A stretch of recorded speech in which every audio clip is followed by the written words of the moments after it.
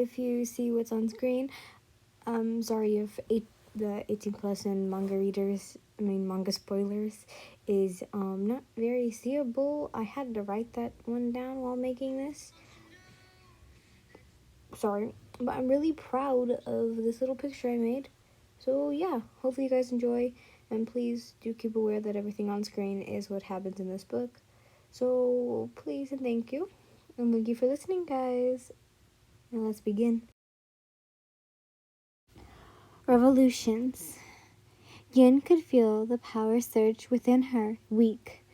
It was a word she hated, a remembrance of the past that had always haunted her, as she stared at a strong man that lay unconscious in the multitude of slayers and Kazukis that tried to stop her had failed.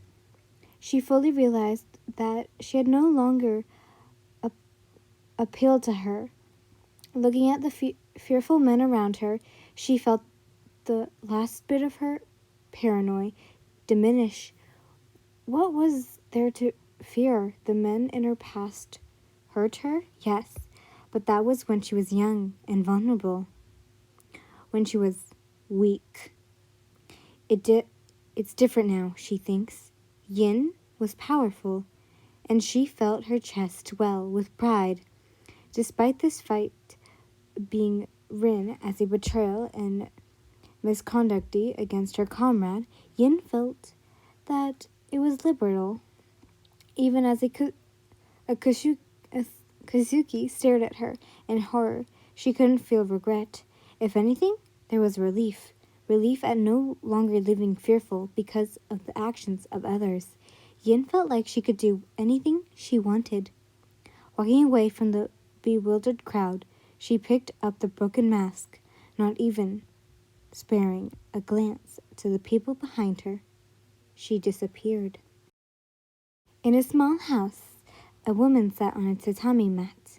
In her hands was a letter and a box. Her wristlets, her wrinkled face, I don't know where I got wristlets, her wrinkled face formed into a look of curiosity as she placed the box in front of her. Gently she pulled apart the twine and lifted the lid. Inside was a familiar kabuki mask.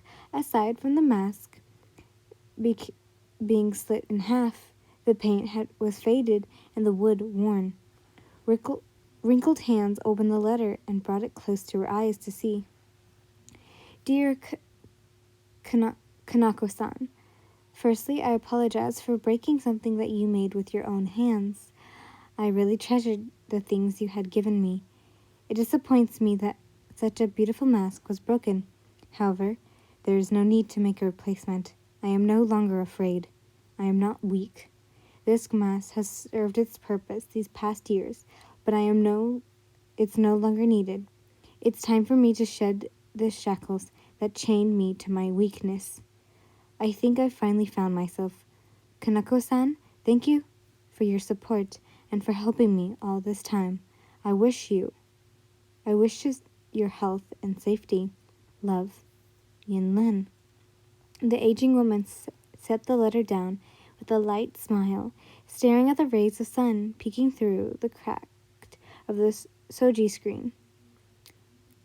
Kayako felt at peace. Although it is not a semi-important meeting, we have gathered here for another trial, Ubershiki announced. Today is the trial of Yin-Lin, accused of going against selection rules and harming a fellow demon slayer. That brings in defense. 8 sets of eyes stared at the maskless face of the woman that walked in. Slowly, as in a wave, many of the eyes began to dilate.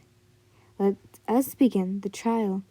The hair-colored girl responsible for the selection stayed silent, with her eye-colored eyes clear, even as they discussed her fate. Yin's face was completely calm.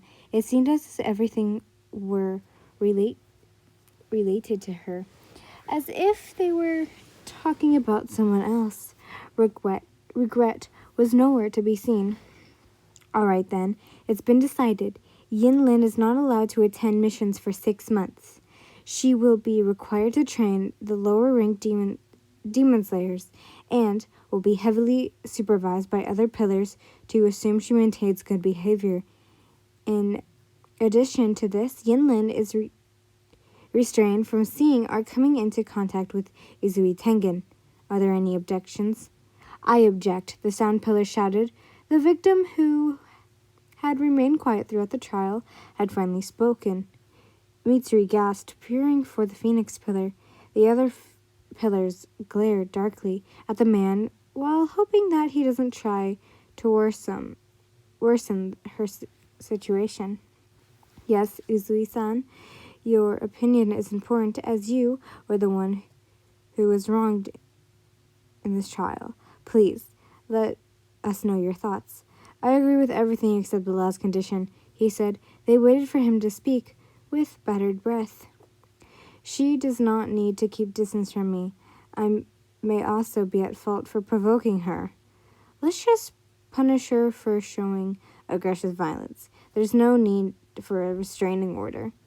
The pillar sighed with relief, believing that Uzui felt bad and fought for a lessened stature. What they didn't know was that being away from her was more of a punishment to Uzui than it was to Yin. The sound pillar didn't think he could handle not being able to see Yin for 6 months. Uzui did not feel as if Yin was in the wrong. The victim didn't even believe he was the victim at all. The sound pillar enjoyed the touch of her skin against his alone. With the pain that accompanied it, it didn't matter as long as she was close to him. If he were given a choice to experience that situation again, he would choose it 1,000,000 times over. Yin could do whatever she wanted with him, and he would enjoy it. If Yin had heard his thoughts, she would be flustered to death, knowing that he would still not have learned his lesson. Unaware of his thoughts, Yin accepted her punishment with no qualms. As the meeting had come to an end, the hair-colored girl was the first to leave. Making her way out of the exit, she was followed by several figures. Mitsuri grabbed the phoenix pillar's arms and swung it. Her face was bright red as she stared at the woman's features. This is so new, Mitsuri beamed. Shinobu quickly caught up to them, with a brief glare towards Mitsuri's arms that clung to Yin. The insect pillar claimed to the other side of the hair-colored girl. It is. I'm curious about what brought this change, Shinobu qualmed.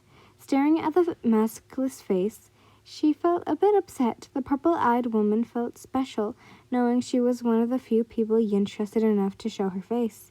Now that everyone can see her, Shinobu's emotions plummeted. Obanai watched the group of girls walk from the tree he was perched on. Despite wanting to pay attention to the pink-haired pillar, his eyes couldn't help but filter over to the phoenix pillar. Conflicting feelings swirled around his chest. Green and yellow eyes squeezed shut before opening. Quietly, the snake pillar descended from the branches. Sanemi's scarred face was red as he walked a distance behind the 3 women. He was feeling a bit regretful from the way he had previously treated the hair-colored woman. He suddenly felt like he shouldn't have been so rude to Yin. Countless ideas of apologizing formed in his head as he walked. And an idea shot through his mind, and he rushed off, confusing everyone with an unexpected departure. As for the phoenix pillar, she walked intensely, feeling calm. In the distance, clouds with thunder rolled over the nearby village and shrouded them in dark gray. Though she was completely unaware of the effect that she had on others, it wouldn't be long before she would be forced to find out. And Taisho Era's secret. Gome is the only slightly affected by Yin since he has very strong religious beliefs, which basically means he's not affected. So, yeah.